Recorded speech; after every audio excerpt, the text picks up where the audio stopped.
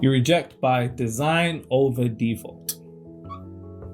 What is the default expectation that your old frequency is expecting when you were given an unwanted card, an unwanted reality? Somebody pisses you off when you've been trying to do this shit. You don't get that girl when you wanted that girl. You don't get that guy when you wanted that guy. You don't get that opportunity when you wanted that opportunity. You don't get the amount of money that you wanted to make. Some bullshit happens. When reality is constantly giving you cards, I need you to perceive every condition, circumstance, event, and person as a card. Do you want to hold on to them or do you want to reject them? How do I hold on to them? You hold on to them through an emotional reaction, typically of apathy, frustration, being deflated and irritated. Why? Because all of these emotions represent frequencies, which frequencies are nothing more than glued conditions and circumstances. You stick to yourself and hold on to that card ever so tightly by your emotional reaction and your mental acceptance as, this is what it is.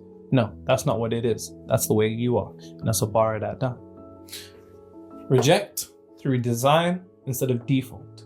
You need to be able to stand in an unwanted reality, in a wanted consciousness. So when reality deals you out a card, you don't say, this is the way it is.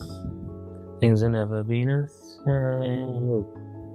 That's just the way it is. Tired.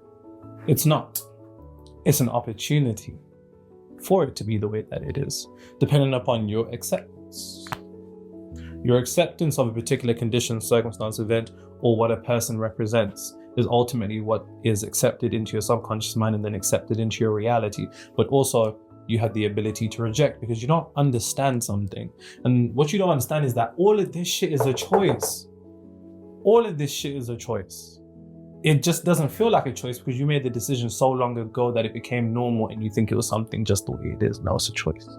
So when you experience a particular condition, circumstance, event, stand in the state of consciousness of your desired reality in the face of an unwanted reality, because that's the only way you're going to transmute reality. How could you ever expect to transmute reality if you can't even transmute within yourself? How?